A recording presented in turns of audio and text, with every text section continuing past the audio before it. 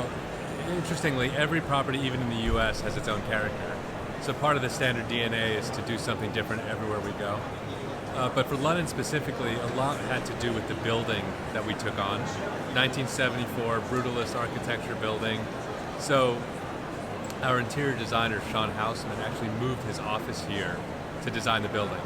Getting in the fabric of the community, the fabric of what Camden is all about, the building, the architecture. And so the content that we created to say what's happening in the hotel, the experiences, very much relate to the building and to London. One example is on the ground floor, we have a library.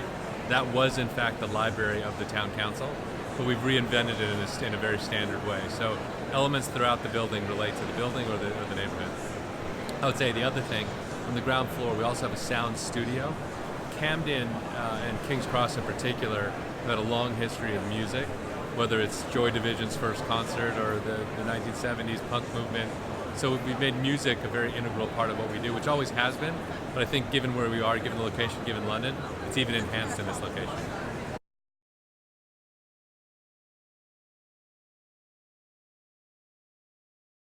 It's a mixture of both, but it really was the building.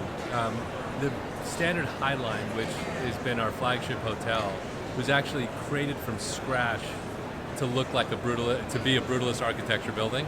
And we discovered this building in London, which actually was exactly what we tried to create. So the building spoke to us immediately.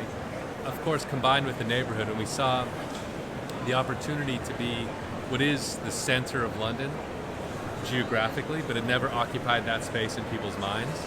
It was very interesting to us because it was neither the preconceived notions of the West End or the hipster part of Shoreditch. It was the ability to be in the center and create something very new and special that had standard DNA.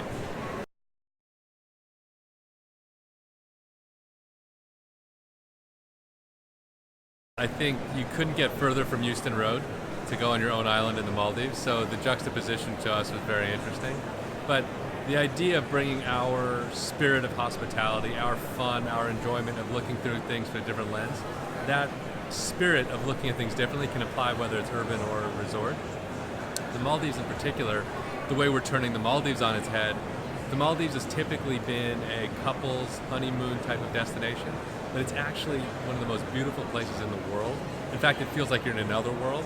So the idea of traveling alone there for a rejuvenating experience is fascinating to me, and we see that trend happening more and more, people traveling by themselves.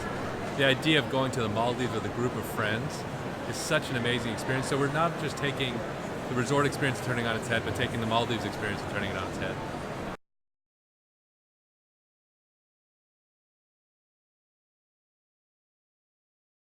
It's US for the moment, but ultimately I do believe there's places in Europe that would make a lot of sense.